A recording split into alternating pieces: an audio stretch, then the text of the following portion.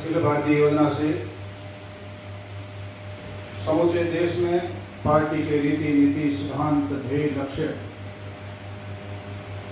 जिस नवनिर्माण के ज्वलंत संकल्प को लेकर के राजनीतिक दल बना, अनेकों अनेक सर्वश्रेष्ठ जीवन जीने वाले कार्यकर्ताओं का लंबा है प्रवाह दीर्घ श्रृंखला चली। ऐसे अद्भुत अतुलनीय अनूठे राजनीतिक दल के कार्यकर्ताओं को प्रशिक्षित करने के लिए, चूंकि यह क्षरण वाला क्षेत्र है, पतन वाला क्षेत्र है, पराभव होने की अनेक संभावनाएं रहती है कार्यकर्ताओं की, इसलिए कार्यकर्ता को संस्कारित सुशिक्षित करने के लिए, दीक्षित करने के लिए, देसी भाषा में कहें तो खरा पक्का करने के लिए चल रहे प्रशिक्षण वर्गों में, बाड़मेर नगर के इस प्रशिक्षण वर्ग में इस सत्र के अध्यक्ष के रूप में आदरणीय बहन जी, संगठन के रूप में हम सबके आदरणीय और वर्षों से संगठन से एकाकार होकर के हमें जो दिशा देने वाले प्रदेश कार्य समिति सदस्य से दिलीप जी पालीवाल, प्रदेश कार्य समिति सदस्य और पूर्व प्रदेश मंत्री स्वरूप सिंह जी, मंडल अध्यक्ष सुरेश जी मोदी, एससी मोर्चे के प्रदेश उपाध्यक्ष आदरणीय लक्ष्मण जी वडेरा, मंडल के समस्त पदाधिकारी, जिले के पदाधिकारी,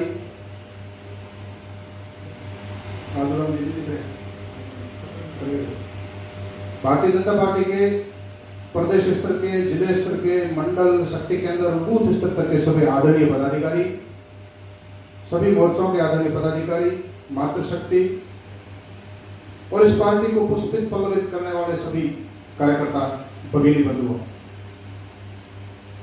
सदनों, गीत और संगठन मंत्र के माध्यम से स्वाभाविक हमारे मन में एक संकल्प आ जाता है, कल्पना आ जाती है कि यह प्रशिक्षण शिविर का उद्देश्य क्या है। हमारे पार्टी में अनेक प्रकार के छोटे मोटे कार्यक्रम नित्य आयोजित होते रहते हैं, चाहे चाय पे चर्चा हो, नुक्कड़ बैठक हो, छोटी बैठक हो, बड़ी सभा हो, आंदोलन हो, सम्मेलन हो, अनशन हो, ज्ञापन हो। लेकिन यह जो दो दिवसीय कार्यक्रम है, एक अलग प्रकार का कार्यक्रम है। यह व्यक्ति निर्माण का कार्यक्रम है, कार्यकर्ता को दिशा देने वाला कार्यक्रम है। हमारे सामने ध्येय रूप में जो चित्र है, तत्व रूप में चित्र है, इन चित्रों को अंगीकार हम कैसे करें हमारे जीवन में, अनेक संकल्पों को सार्थक करके हमें जीवन को कैसे सार्थक बनाएं। क्योंकि आज का जो मुख्य विषय है वो है आज के भारत की वैचारिक मुख्यधारा। ये आज के भारत की नहीं है, युगों युगों से है, चारों युगों से है। मनुष्य योनि अत्यंत दुर्लभ है, ऐसी कल्पना की जाती है कि 84 लाख योनि पूर्ण होने के बाद मनुष्य योनि मिलती है। सर्वभूतानां प्राणिनां श्रेष्ठा प्राणेषु बुद्धिजीविनः बुद्धिमत्सु नरः श्रेष्ठा नरेषु सनातना स्मृतः।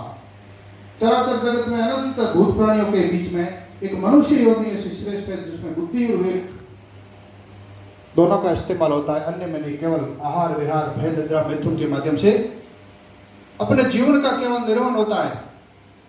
मनुष्य जीवन को सार्थक कैसे किया जाए, ये दिशा हमें प्रशिक्षण वर्गों में दी जाती है। निश्चित रूप से हम प्रशिक्षण बड़ी तन्मयता के साथ में, प्रत्येक क्षेत्र अपने अपने महत्व का है। लेकिन यह जो सत्र है, हमारी विचारधारा, हमारी मुख्य विचारधारा, इसमें अध्यात्म की ज्वलंत ज्वाला भी है, सामाजिक वेदना भी है, सांस्कृतिक राष्ट्रवाद का प्रवाह भी है, धर्मस्य संरक्षण का व्रत भी है, वसुधैव कुटुंबकम का संदेश है और कर्तव्य परायणता का व्रत भी है। इन महापुरुषों में से केवल एक ही चित्र हमारे सामने जो देदीप्यमान रूप में सदैव इस यज्ञ की वेदी के रूप में निरंतर हमें ऊर्जा प्रदान करता रहता है, ऐसे पंडित दीनदयाल उपाध्याय, एकात्म मानववाद, व्यक्ति और समाज के समन्वित कल्याण, वही हमारी मूल संस्कृति है। मनुष्य जीवन और संपूर्ण संस्कृति के एकात्म संबंधों का दर्शन ही एकात्म मानववाद है। ऐसे एकात्म मानववाद के प्रणेता दीनदयाल उपाध्याय ने केवल राजनीति में सत्ता प्राप्ति के लिए संगठन को नहीं बनाया। भारतीय जनसंघ की जो स्थापना हुई तत्कालीन अनेक ज्वलंत विषयों के निदान के लिए हुई। विकट समस्याओं को लेकर के जिन्होंने विपरीतताओं के थपेड़े चले, उपेक्षाओं के तन से जले, भीषण संघर्ष किए, केवल सत्ता के लिए नहीं, मानवता के लिए, संस्कृति के लिए, धर्म के लिए और समाज के लिए किए, और देश की युगों युगों की प्रवाहित इन उज्जवल परंपराओं को जीवित कैसे रखा जाए, पुनर्स्थापित कैसे किया जाए, ऐसे देदीप्यमान विचारों और संकल्प को लेकर के भारतीय जनसंघ की स्थापना की। भारत भूमि के कण कण में चैतन्य स्पंदन विद्यमान है। तत्वदर्शी ऋषियों की जागृत धरा पर हम जन्मे हैं, इसलिए भाग्यशाली है। केवल राजनीतिक आकांक्षा नहीं, राजनीति के साथ साथ हमें युग परिवर्तन कैसे करना है, नव निर्माण कैसे लाना देश में, यह हमारा उद्देश्य है। देवता ने कहा है, गायंती देवा गिलगित गानी धन्यास्तुते भारत भूमि भागे स्वर्गा अपवर्गा सपद हेतु भूते भवंती भूया पुरुषा सुरत्वा। अनेक प्रकार से हमारी पूजा अर्चना सेवा की जाती है, लेकिन भारत की भूमि पर जिसने जन्म लिया हमारे से श्रेष्ठ है। हमारे महापुरुषों की एक दीर्घ श्रृंखला रही है, इसी वजह से हम मिट नहीं पाए। अनेक आक्रांताओं ने हमारे देश को पराभव में ले जाने का प्रयास किया, रोकने का प्रयास किया, क्षत विक्षत करने का प्रयास किया, लेकिन यूनान मिस्र रोमा मिट गए। जहां से कुछ बात है कि हस्ती मिटती नहीं हमारी, वो बात यही है। ऐसे महापुरुषों की लंबी श्रृंखला रही। उन्होंने केवल स्वयं की आकांक्षाओं इच्छाओं की पूर्ति के लिए जीवन नहीं जिया, बल्कि ध्येय को पूर्ण करने के लिए जीवन जिया था। तो हम कामये राज्यम न स्वर्ग न पुनर्भवम कामये दुख तप्ता नाम प्राणी न मार्ग नाशनम। ध्येय के लिए, जिन्होंने राष्ट्र हित के लिए ध्येय तय कर दिया हो, फिर पग पग पर नीति अनीति सत्य असत्य पर विचार करने की आवश्यकता नहीं है। योगेश्वर श्री कृष्ण ने देश के लिए ध्येय कर दिया कि हस्तिनापुर धर्म साम्राज्य के सच्चे उत्तराधिकारी पांडव है, जो कि सत्य और धर्म के अनुगामी है, वही सच्चे उत्तराधिकारी है। कौरव संख्या में 100 है, भीष्म पितामह जैसे और महारथी कर्ण जैसे योद्धा उनके साथ हैं, लेकिन कौरव धर्म का पालन नहीं कर रहे, असत्य की राह पर चल रहे हैं। केवल सत्ता प्राप्ति के लिए उन्होंने द्रौपदी का चीरहरण कर दिया और लाक्षागृह में पांडवों को जलाने का प्रयास किया। इससे सत्य के अनुगामी, धर्म के अनुगामी पांडवों को सत्ता प्राप्ति के लिए मुझे जितने भी उपेक्षाओं के दंश झेलने पड़े, और समाज की मुझे किसी प्रकार की अगर किसी भी टिप्पणियों को सहन करना पड़े, मैं करूंगा। ध्येय पूर्ति में जो सहायक सिद्ध वही देती है, और ध्येय जो सृष्टि सत्य सृष्टि में परिणित कर पाए वही सत्य है।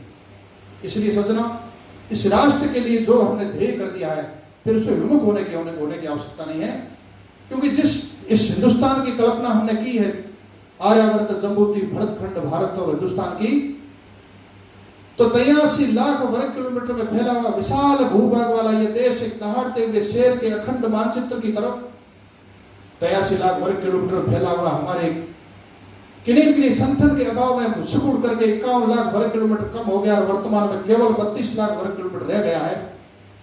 ये कहीं कहीं हमारी कमी रही है। 1876 में अफगानिस्तान अलग हो गया, 1904 में नेपाल, 6 में भूटान, 35 में म्यांमार, 37 में श्रीलंका और 1947 में एक दुखद विभाजन के साथ में भारत स्वतंत्र हुआ। 1000 वर्ष की लंबी दास्तां के बाद में भारत स्वतंत्र हो गया, लेकिन दाहिना और बाएं हाथ के रूप में पूर्वी पाकिस्तान और पश्चिम पाकिस्तान, जो कि वर्तमान में बांग्लादेश और पाकिस्तान के नाम से कहे जाते हैं, हमारे से अलग हो गए। उसका एकमात्र कारण है कि ऐसे महापुरुषों ने जो हमारे को विचार दिया, कहीं कहीं उस विचार में कोई कमी आई, विचार में हम कहीं कहीं धुंधले हो गए, हमारे संकल्प को हम सार्थक नहीं कर पाए, हमारा संगठन का अभाव रहा। वर्तमान में भी समाज में बहुत सारी बुराइयां हो सकता है उस समय भी व्याप्त थी, इस वजह से हम संगठित नहीं हो पाए। वो कहीं कहीं देश को खंडित होने में एक कहा है, स्वदेशे पतिते कष्टे दूरस्था लोग यंती ये नए वच प्रति कुर्वंती ते नराह शत्रु नंदना। उस श्रेणी में शायद हम भी थे। देश पतित हो रहा है, देश को लूटा जा रहा है, खंडित विखंडित हो रहा है, और हम सामने देख रहे हैं। इसका मतलब जो करने वाले, कारित करने वाले हैं, उनके समान हम भी दोषी हैं, चुपचाप सहन कर रहे हैं। अपराध करने से ज्यादा सहन करने वाला दोषी होता है। निश्चित रूप से कहीं कहीं हम दोषी रहे हैं। और सजना, इतना लूटने पिटने रोंदने के बाद में हिंदुस्तान 1000 वर्षों की दास्तां भुगतने के पश्चात बहुत क्रांतिकारियों ने देश को आंदोलन के माध्यम से स्वतंत्र कराया। 1947 में स्वतंत्र कराया, और अंग्रेजों ने उस समय की कांग्रेस को एक सार्वभौम सत्ता सौंपना, यानी ऐतिहासिक अपरिहार्यता थी। कांग्रेस एक स्वतंत्रता आंदोलन का नाम था, एक स्वतंत्रता की त्याग की उमंग को लेकर के चले समूचे देश में केरल से केदार, कच्छ से कामरूप तक आंदोलनकारियों के द्वारा एक बनाए गए मोर्चे और एक बैनर और एक झंडे का नाम था, एक समूह का नाम था, एक आंदोलन का नाम था, और दुर्भाग्य से बाद में एक राजनीतिक दल के रूप में रूपांतरित हो गई। महात्मा गांधी जी को अंदेशा था, उन्होंने कहा कि इसका नाम लोक सेवक संघ दिया जाए, कांग्रेस नहीं दिया जाए, क्योंकि इसमें तो इतने सारे महापुरुष थे जिन्होंने देश को आजाद करने के लिए सर्वस्व बलिदान कर दिया।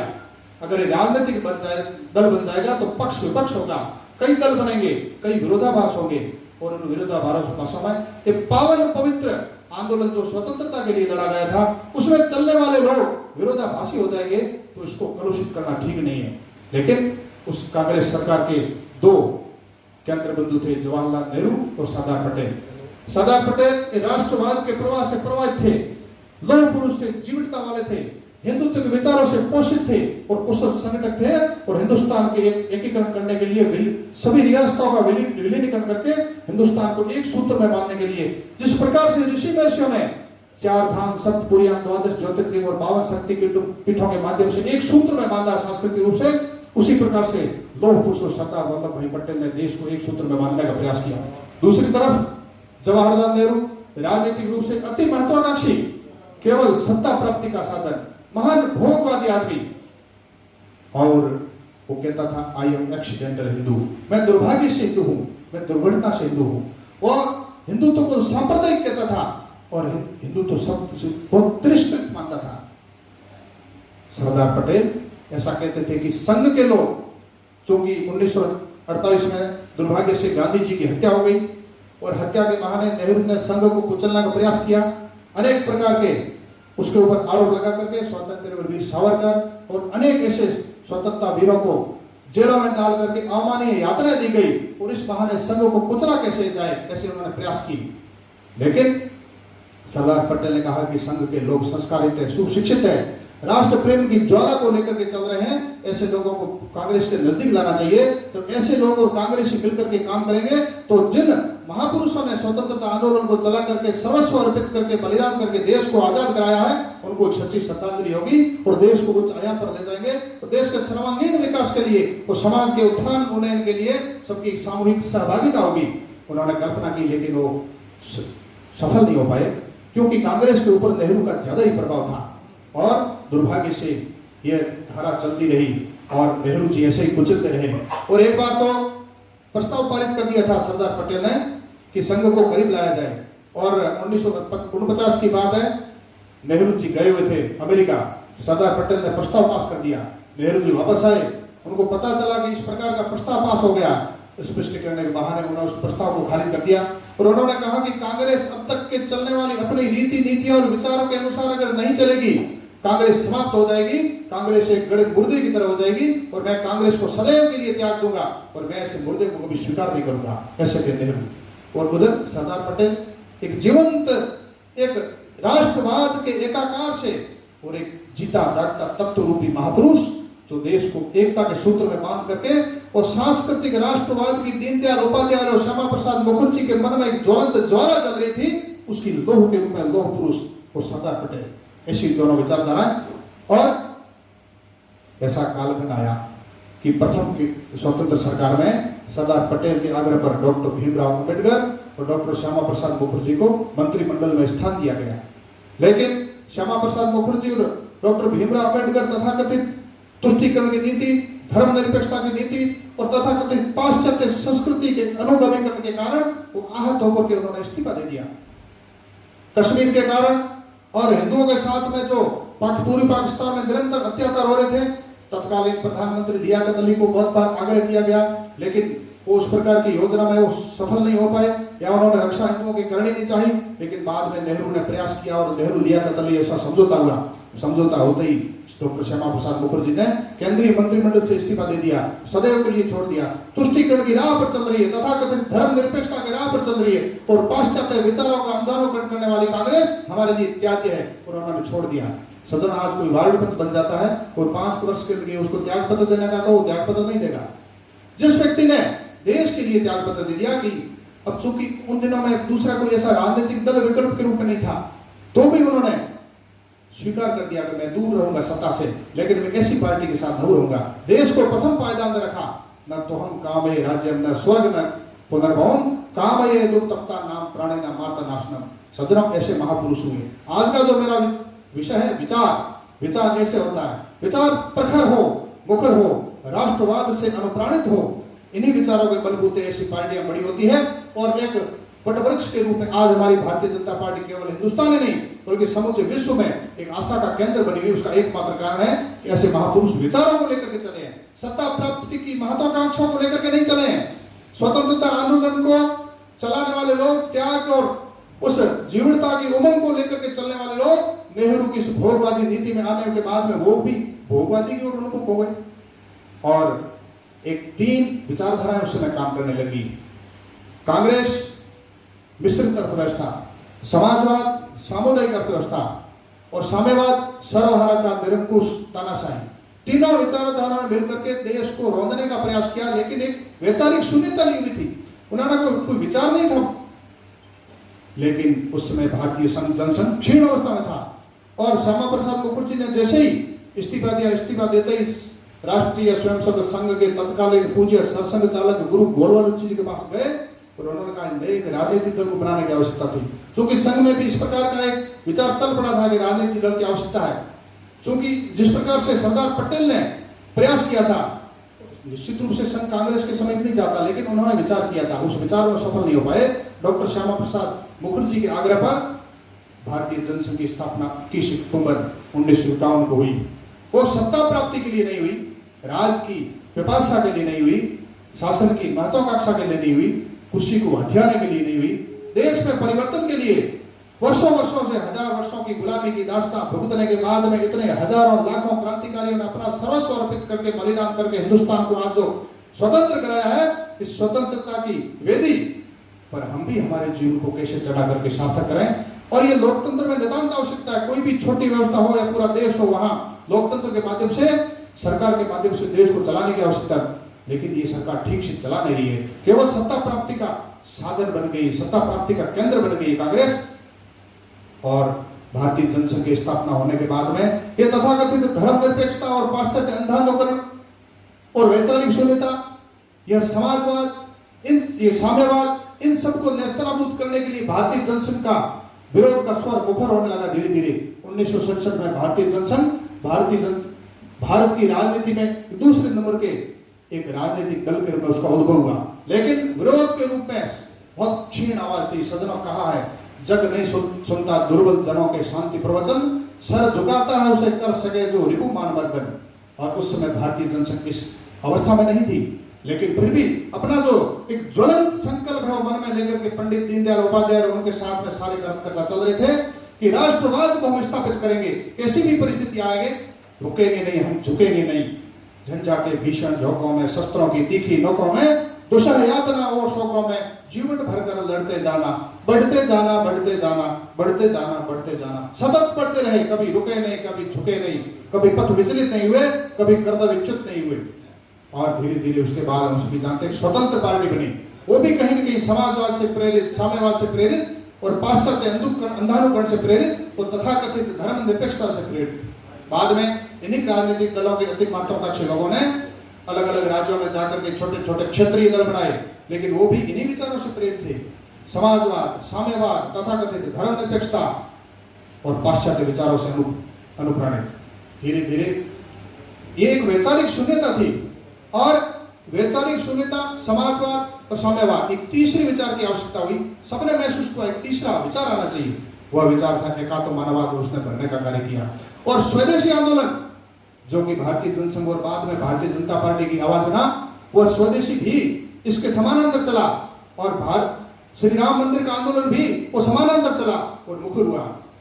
समूचे हिंदुस्तान में हमारे आराध्य राम को लेकर के जो एक वेदना का विषय चला, श्री राम हमारे आराध्य दे, रोम रोम में रमने वाले, घट घट में बसने वाले, जन्म लेता है राम ने दिया, मिलते तब राम राम करते चला जाता है, राम को प्यारा हो गया। ऐसे हमारे आराध्य दे राम, जिनकी 413 वर्ष पहले हिंदुस्तान में आने वाले आक्रांता बाबर के सेनापति मीर बाकी ने राम के मंदिर को ध्वस्त करके यहाँ एक ढांचा बनाया जिसका नाम बाबरी मस्जिद दिया। हमारे आराध्य देव राम के पुनः उस मंदिर की स्थापना होनी चाहिए, उस जगह भव्य राम का मंदिर बनना चाहिए। ऐसी ज्वलंत ज्वाला को लेकर समूचे हिंदुस्तानियों में आम जन में आवाज मुखरित हो गई। उस वैचारिक शून्यता को भरने का धीरे धीरे प्रयास हुआ। उसी एकात्म मानववाद ने उस वैचारिक शून्यता को भरा और छद्म धर्मनिरपेक्षता और सांस्कृतिक राष्ट्रवाद का भीषण संघर्ष हुआ। शाहबानो केस में संविधान संशोधन किया गया और मंडल कमीशन का को औजार बना करके उसका दुरुपयोग करके वैचारिक शून्यता को भरने का काम किया गया, लेकिन वो सफल नहीं हो पाए।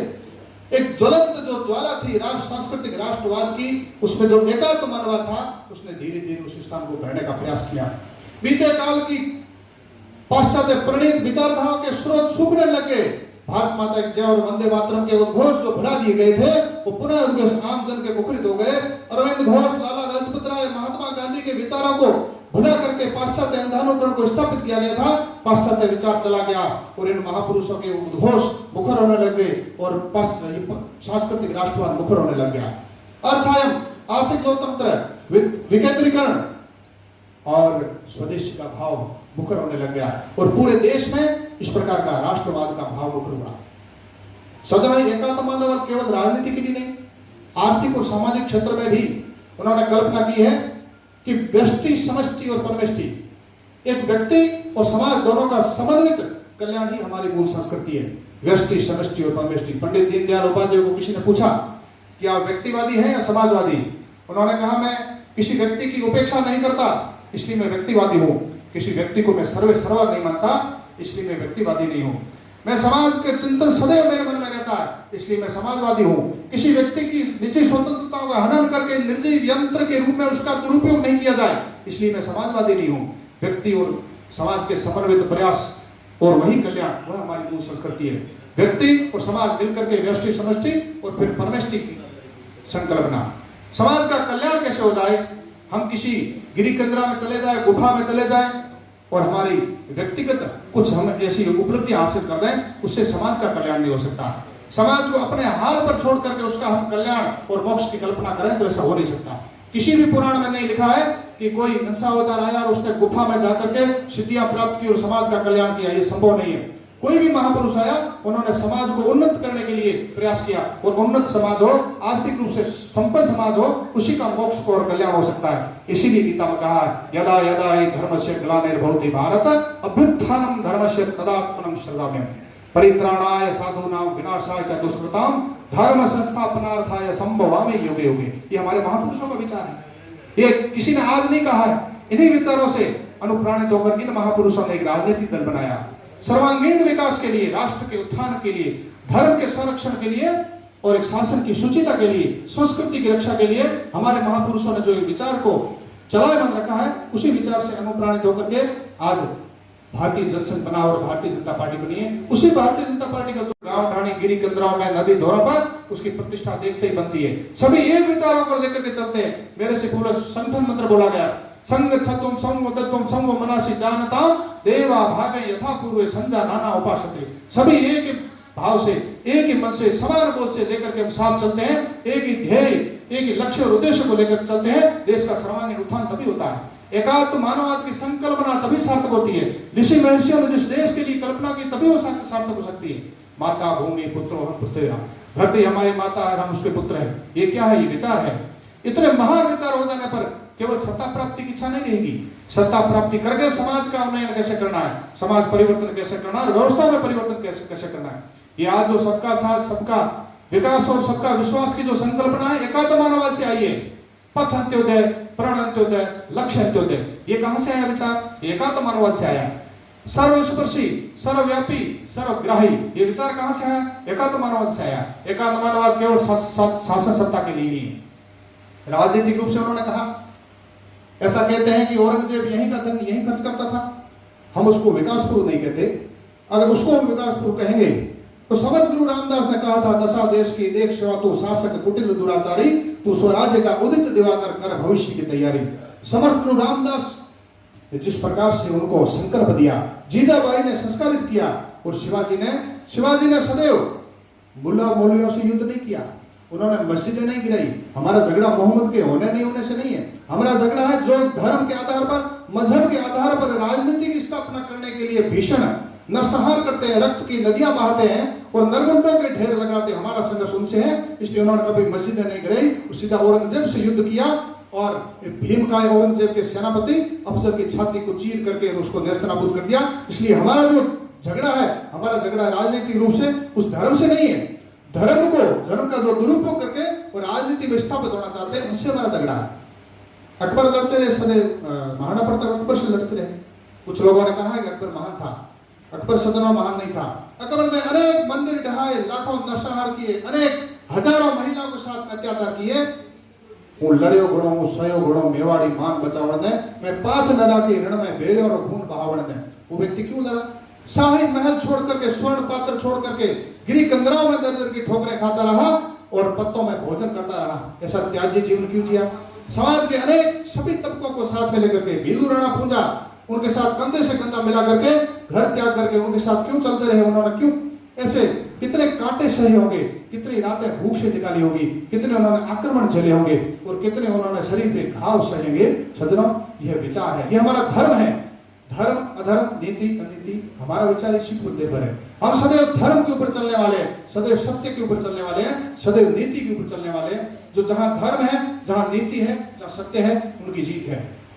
कहते हैं विजय निश्चित है, क्योंकि भगवान के साथ जीत है और विजय उनके साथ है।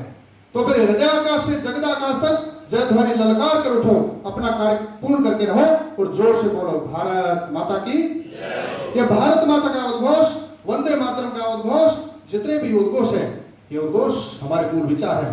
हम किरणवंतो विश्वमार्यम के दर्शन को सार्थक करने वाले हैं, हम वसुधैव कुटुंबकम के दर्शन को सार्थक करने वाले हैं। हम सर्वे भवन्तु सुखिनः, सर्वे सन्तु निरामया, सर्वे भद्राणि पश्यन्तु मा कश्चित् दुःख भाग् भवेत्। ऐसे महान विचारों के हम अनुगामी हैं, इसका हम अनुसरण करने वाले हैं। इन महापुरुषों के वंशज होने के नाते हम तत्वों के पुजारी हैं। कुछ किन्हीं विचारों को लेकर के चले हैं, सांस्कृतिक राष्ट्रवाद के विचारों को लेकर के चले हैं, युग परिवर्तन को लेकर के चले हैं, हम नव निर्माण को लेकर के चले हैं। हम सत्ता प्राप्ति के लिए नहीं है, हम केवल सत्ता की महत्वाकांक्षा को लेकर के नहीं चल रहे हैं। इसलिए सज्जनों, हम ऐसे राजनीतिक दल के कार्यकर्ता हैं, हमारा जो ध्येय है वो राष्ट्रवाद है। और कई बार तो तथाकथित पत्रकारों ने और यहाँ देश की ताकतों ने हिंदुत्व को सांप्रदायिक कहा है, लेकिन हिंदुत्व ही राष्ट्रीय है, हिंदुत्व सांप्रदायिक नहीं है। अगर हिंदुत्व सांप्रदायिक होता तो अनेक मस्जिदें गिर जाती, अनेक चर्च गिर जाते। धर्म के नाम पर हिंदुस्तान में न एक मस्जिद गिरी, न एक चर्च गिरा, अनेक मंदिर खंडित हुए हैं। हमारे से 40 किलोमीटर दूर आप लोग गए होंगे, किराड़ों का मंदिर देखिए, वो भग्नावशेष स्थिति में हम सबको देख करके अतीत की यादों को लेकर के मन में रो रहा है कि आपकी कमी की वजह से मुझे खंडित किया गया भव्य 12 मंदिर, उनको रौंदे गए। और हमारा एक जूना से लगाकर केराड़ू तक इतनी सघन बस्ती थी, सघन यहाँ निवास था, बड़ा गांव था, वो कहाँ उजड़ गया? क्यों उजड़ा? धर्म के नाम पर बाहरी आक्रांताओं की आंधी ने आकर के हमारे को खदेड़ा है, रौंदा है। कोई एक उदाहरण बता दीजिए किसी मस्जिद को हमने गिराया हो? हमने नहीं गिराया। हमारा कोई धर्म से झगड़ा नहीं है, धर्म के नाम पर जो लोग सत्ता में आकर के बैठते हैं उनसे झगड़ा है।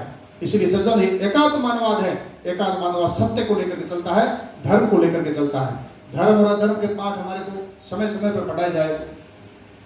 अनेक असहनीय नुकीले बाणों से सुसज्जित भीष्म पितामह कुरुक्षेत्र में सरसैया पर लेट रहे थे। महारथी कर्ण गए, चरण स्पर्श किया और उन्होंने कहा, अनेक पापों का मैं प्रायश्चित करता हूं और मुझे माफ कर दीजिए भीष्म पितामह। भीष्म पितामह ने कहा, आओ कौनते आओ, यशस्वी भव कौनते। कौनते शब्द कहते चौंक भी गए और उद्वेलित भी हो गए कर्ण। कर्ण उठे, भीष्म ने कहा, हाँ कर्ण, मैं भी जानता हूं और तुम भी जानते हो तुम कौन हो। कर्ण ने कहा, हे भीष्म पितामह, हे युग पुरुष, युगों युगों में स्मरणीय ये महापुरुष, आपके ध्वज तले मुझे युद्ध करने का आदेश क्यों नहीं दिया गया, मुझे सौभाग्य क्यों नहीं दिया गया? उन्होंने कहा कि सबसे पहले तो तूने तेरी आंखों पर उपेक्षा की पट्टी बांध रखी थी, और दूसरा, मैं नहीं चाहता कि तुम और अर्जुन आपस में युद्ध लड़ो। तुम और अर्जुन में दोनों में से जब युद्ध लड़ते तो दोनों में से एक कोई मरता। मैं ये चाहता हूं कि दोनों जिंदा रहो, क्यों नहीं, दोनों में से कोई मारा नहीं जाए। क्योंकि अर्जुन और तेरे जैसे महारथी युगों में कभी कभी जन्म लेते हैं, ऐसे महारथी, ऐसे महान पुरुष बार बार धरती पर जन्म नहीं लेते। ये दीनदयाल उपाध्याय, श्यामा प्रसाद मुखर्जी ऐसे ही महान पुरुष है, जो सत्य और धर्म पर चले हैं, वो ऐसे ही महापुरुष है। फिर उन्होंने कहा, कर्ण ने कहा कि मुझे तो ऋण उतारने के लिए कौरवों के साथ रहना है, युद्ध करने का आशीर्वाद दीजिए। भीष्म ने कहा, मैं आशीर्वाद तो नहीं देता, लेकिन धर्म का पालन कीजिए, ये जरूर मैं कहूंगा। साथ में उन्होंने कहा कि हे महारथी कर्ण, कि प्रत्येक व्यक्ति रण क्षेत्र में, कुरुक्षेत्र में वो अकेला है, उसको स्वयं को अकेले को ही निर्णय लेना होता है कि मेरे करणीय कार्य क्या है, मेरे अकरणीय कार्य क्या है, मुझे क्या करना है, क्या नहीं करना है। ये धर्म क्षेत्र, कुरुक्षेत्र एक ही है। कुरुक्षेत्र हमारा शरीर है, हमारे शरीर में अनेक प्रकार की इंद्रियां हैं, अंग उपांग है, सब कुछ है, लेकिन प्रत्येक मोड़ पर, प्रत्येक स्थिति परिस्थिति में हम स्वयं को निर्णय लेना होता है कि धर्म अधर्म क्या है, सत्य असत्य क्या है, नीति अनीति क्या है, मुझे क्या करना है इस कदम पर, ये हमारे खुद स्वयं को करना होता है। ऐसे अनेक अवसरों पर हम उन महापुरुषों के अनुगामी बन करके आगे चलेंगे तो निश्चित रूप से भारतीय जनता पार्टी के कार्यकर्ता होने के नाते राष्ट्र का सर्वांगीण उत्थान करेंगे और समाज का उन्नयन कर पाएंगे। पंडित दीनदयाल उपाध्याय जब पढ़ाई करते करते जब वो संघ के प्रचारक बने, उस समय मोबाइल नहीं हुआ करता था, अनेक बार से पत्र व्यवहार हुआ, घर से पत्र आए कि दीनदयाल आप पढ़ाई में विलक्षण हो, कुशाग्र बुद्धि वाले हो, बहुत अच्छे अधिकारी बन करके आओ, घर बसाओ। उन्होंने कहा, जिस पन्नाधार ने इस राष्ट्र की अस्मिता और अखंडता के लिए अपने जिगर के टुकड़े को, उद्देश्य को बचाने के लिए बलिदान कर दिया हो, श्री राम जिन्होंने 14 वर्ष तक अपनी पत्नी और भाई के साथ में अज्ञातवास भोगा हो, श्री कृष्ण योगेश्वर कृष्ण ने कष्ट सहे हो, और राणा प्रताप और शिवाजी ने भी धर्म की स्थापना के लिए कष्ट सहे हो, गुरु गोविंद जी ने अपने नन्हे छोटे पुत्रों को दीवार में धर्म नहीं छोड़ना है चुनने दिया हो, तो फिर हमें भी यह जो देश मिला है विरासत में, इसकी अस्मिता के लिए, इसकी सर्वश्रेष्ठ परंपराओं के लिए और इसकी अखंडता के लिए मैं मेरा जीवन सदैव कटिबद्ध रखूंगा, इसलिए मैं घर नहीं बसाऊंगा। ऐसे महान विचारों वाले थे दीनदयाल उपाध्याय। वो सामान्य नहीं थे। श्री राम ने वो महल तो त्याग दिए, विश्वामित्र के कहने पर समूचे समाज का अध्ययन किया, पूरे देश में घूमे, चारों तरफ राक्षसों द्वारा हाहाकार किए जाने वाला दृश्य देखा, ऋषि मुनियों और तपस्वियों के हड्डियों के ढेर देखे। हम सबको पता है उन्होंने राक्षसों का संहार किया और अंत में वेदों का ज्ञाता था, ब्राह्मण था, महान विद्वान था, लेकिन वो वृत्ति से असुर था। सर्वभूतानां हृदय देशे अर्जुन तिष्ठति, श्री कृष्ण ने कहा है कि प्रत्येक के हृदय में ईश्वर निवास करता है, लेकिन दो प्रकार की वृत्तियां हैं, देवी वृत्ति और आसुरी वृत्ति। तो जो रावण था वो आसुरी वृत्ति का उपासक था, इसलिए राम यहां से विशाल सेना लेकर के गए। राम के साथ में सब लोग थे। आजकल हमारे समाज में जो ये मीडिया कहता है ना, ये ऊंची जाति का है, नीची जाति का, ये अनुसूचित जाति का, ये अनुसूचित जनजाति का, ये छोटा है, ये मोटा है, उस प्रकार के सब लोग थे। आप सबको बताना चाहता हूँ, सबरी के झूठे बैल खाए, जटायु को उद्धार किया, राक्षसों का संहार किया, तब मर्यादा पुरुषोत्तम कहलाए।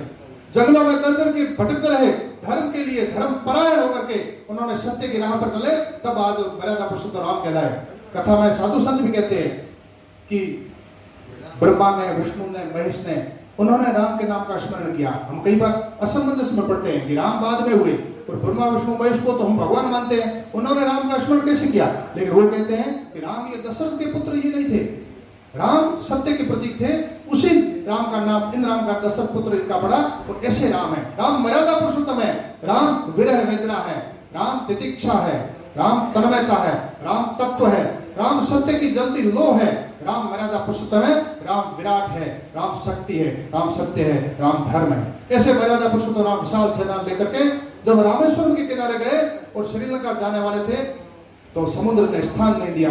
बिन मान जल्दी जड़ गए 3 दिन बीती, बोले राम सकोप तब भय बिनु होई न प्रीति। इतना कहने पर बड़ा सेतु बनता है, समुद्र स्थान देता है, राम वहां चले जाते हैं। मातृभूमि और सांस्कृतिक राष्ट्रवाद का पाठ राम ने भी बताया। कैसे बताया मैं आपको बताता हूं। लंका गए, भीषण युद्ध हुआ, अनेक योद्धा मारे गए और रावण का भी संहार हुआ। संहार होने के बाद जब सब असुर मार दिए गए, केवल देव रूपी लोग रह गए, अच्छे लोग रह गए, तो लक्ष्मण के मन में आया कि हे भैया राम, अच्छे लोग रह गए, सोने की चिड़िया है लंका, हम यहाँ पर शासन करें। तब राम ने कहा था, अपि स्वर्णमयी लंका नामे लक्ष्मण रोचते, जननी जन्म भूमिश्च स्वर्गादपि गरीयसी। यह है राष्ट्रवाद का भाव, यह है हमारा सांस्कृतिक राष्ट्रवाद, यह है हमारा विचार। कृष्ण ने कहा परित्राणाय साधुनां विनाशाय च दुष्कृतां धर्म संस्थापनार्थाय संभवामि युगे युगे। परित्राण करना, सद्वृत्तियां उनका परित्राण करना, दुष्ट अरिदलन शिष्ट परिपालन, ऐसे विचारों पर दीनदयाल उपाध्याय चले।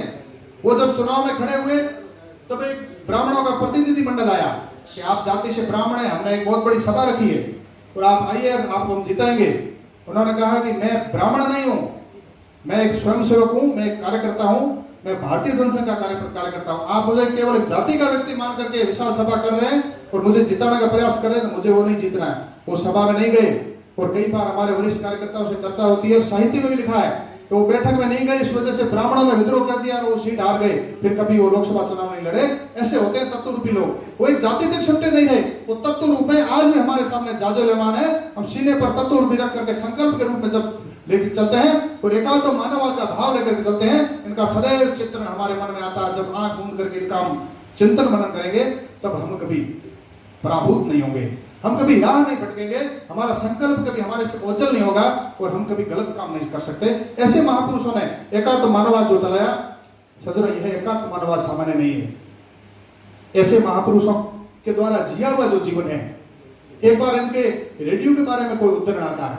रेल में वो निरंतर सफर करते थे और वो भी सफर कैसे करते थे, सामान्य जो रेल होती थी जिसमें असंख्य भीड़ होती थी, सामान्य श्रेणी वाले अपने जैसे लोग होते थे, वहां पर हमारे को पता है कि समाज की पीड़ा वेदना कहाँ होती है, जहां वंचनाओं के थपेड़े सुने जाते हैं, सहे जाते हैं, जहां पीड़ाओं के स्वर मुखरित होते हैं, जहां चारों तरफ चीत्कार है, जहां अभावग्रस्त जीवन है, सारे लोग वंचित हैं, सभी सुविधाओं से वंचित है, मुख्य धारा से टूटे हुए हैं और मूलभूत सुविधाओं से वंचित है। वहां 10 लोग बैठेंगे तो हमारे समाज की मूल समस्या क्या है, हमारे देश में मूल समस्या क्या है, उससे हम अवगत होंगे। तो दीनदयाल उपाध्याय जी ऐसे ही डिपो में यात्रा करते थे और वहां समाज के अनुभव के द्वारा सब कुछ उन्होंने सुन करके और सारी पीड़ाओं का समन्वित एक समुच्चय इकट्ठा करके उन्होंने एकात्म मानववाद का निर्माण किया, समूची मानव जाति के लिए, केवल अपने लिए नहीं है, केवल भारतीय जनसंघ के लिए और भारतीय जनता पार्टी के कार्यकर्ताओं के लिए, ऐसा नहीं है, समूचे मानव के कल्याण के लिए। हम अगर वो रेडियो वाला जो मैं उदाहरण सुना रहा था, उनका शाम को सदैव का समय था, 4-5 बजे वो खबरें सुनते थे, लेकिन एक दिन पहले उनका लाइसेंस निरस्त हो गया था। उन्होंने एक सहयात्री बैठा था, उस सज्जन से रेडियो मांगा, उन्होंने कहा रेडियो दीजिए, रेडियो दिया, उन्होंने खबरें सुनी और रेडियो वापस दे दिया। उस सहयात्री ने जिज्ञासावश कहा कि हे भद्र पुरुष, रेडियो आपके थैले में पड़ा है, आपने मेरे से रेडियो मांगा, इसका क्या कारण है? उन्होंने कहा मेरे रेडियो का लाइसेंस कल निरस्त हो गया है, मैं अवैध काम कर नहीं सकता, मैं कल शुल्क भर करके रेडियो सुनूंगा, क्योंकि यह शुल्क हिंदुस्तान के राजकोष में जमा होगा। वो उदाहरण सुन करके आप कल्पना कीजिए कितने बड़े महापुरुष थे। एक बार वो लखनऊ हमेशा जाते थे, वसंत वैद्य जी करके थे, वो सदैव उनको सामग्री ला करके देते थे। एक लकड़ी का खोखा उन्होंने मंगाया, उन्होंने केवल एक पुस्तक निकाली, बाकी जितनी भी पुस्तकें अंदर जो भी प्रमाण पत्र थे उनको जलाने का आदेश दे दिया। वसंत वैद्य जी ने जिज्ञासावश दृष्टि डाली, वहां देखा तो पढ़ाई के दौरान कुशाग्र बुद्धि वाले उन्होंने जितनी भी शिक्षा के क्षेत्र में जितनी उपलब्धियां हासिल की थी, अनेक प्रशस्ति पत्र भरे पड़े थे, उसमें चौंक गए, इतने प्रशस्ति पत्र भरे पड़े, इनको जलाने का आदेश दे रहे हैं। उन्होंने कहा कि पंडित जी ये जलाने की चीजें नहीं है, इतने अच्छे अच्छे प्रेरणादायक प्रशस्ति पत्र है, केवल आपके लिए नहीं, हमारे जैसे कार्यकर्ता भी ये प्रशस्ति पत्र पढ़ेंगे देखेंगे तो हमारे को प्रेरणा जाएगी। उन्होंने कहा नहीं, मैंने तय कर लिया है कि मेरा देशभक्ति के लिए, राष्ट्रभक्ति के लिए है, उसको जला डालिए। ना तो हम कामे राज्यम न स्वर्ग न पुनर्भवम कामये दुख तप्ता नाम प्राणी नाम मार्त नाशनम। मैं निर्मोही हो गया हूँ, मुझे कोई प्रशस्ति पत्रों से मोह नहीं है, मुझे कोई गुणगान नहीं चाहिए, मुझे कोई यशगान नहीं चाहिए, मेरा जीवन मातृभूमि के लिए समर्पित है, माता भूमि पुत्र पृथ्वी। सज्जनों ऐसे महापुरुष हुए, ऐसे महापुरुषों के जीवन के द्वारा ही अनुप्राणित होकर के हम अगर सजग कार्यकर्ता होकर के चलेंगे तो निश्चित रूप से महापुरुषों को सच्ची श्रद्धांजलि जाएगी और हम कहीं संकलित नहीं होंगे, पतित नहीं होंगे, पराभूत नहीं होंगे, ठीक से सच्चे निष्ठावान कर्मठ और समर्पित कार्यकर्ता की भांति, और इस संगठन को सदैव उच्च आयाम पर स्थापित कर पाएंगे और सबके लिए प्रेरणा स्वरूप बनेंगे। ये विचार जो महापुरुषों ने सदैव हमारे को दिए हैं, ये हमारे चित्त में खटकते रहने चाहिए, हमारे हृदय में सूल की तरह चुभते रहने चाहिए कि हमारा संकल्प क्या है, हमारा ध्येय क्या है, हमें साथ चलना है। संगत शब्दों सोमो मनासी जानता, सभी को एक होकर के चलना। हम सबके गले में कमल के फूल वाला दुपट्टा है, इसका अर्थ क्या है? एक ही ध्येय को लेकर चल रहे, सबका समान बोध है, समान विचार है, समान भाव है, एक ही लक्ष्य, वो है सांस्कृतिक राष्ट्रवाद, विकेंद्रीकरण, स्वदेशी भाव, सबका साथ, सबका विकास, सबका विश्वास, सर्व सुदर्शी भाजपा, सर्वव्यापी भाजपा, सर्वग्राही भाजपा, सर्वेशम अविरुद्ध धर्म कर्म समारंभ, यह हमारा कर्तव्य है। इस कर्तव्य परिणता को केंद्र में रखकर हम चलेंगे तो हम कभी पतित नहीं होंगे, हम पराभूत को नहीं जाएंगे। एक ऐसा कालखंड आया 1980 में, हम सभी जानते हैं कि भारतीय जनता पार्टी की स्थापना अटल बिहारी वाजपेयी ने की। उससे पहले कभी कभी 2-2, 4-4 लोगों के सामने आंदोलन सम्मेलन पूर्ण करने पड़ते थे। ऐसी व्यवस्थाएं थी, मजबूरियां थी, लेकिन धीरे धीरे कारवां बढ़ा, लोग नजदीक आए, हमारी शक्ति का एक प्रचंड स्वरूप बढ़ा।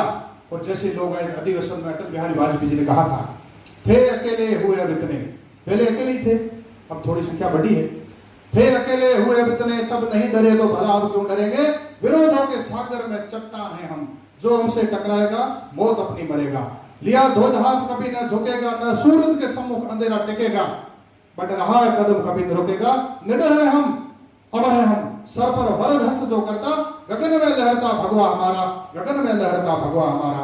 जय हिंद, जय भारत।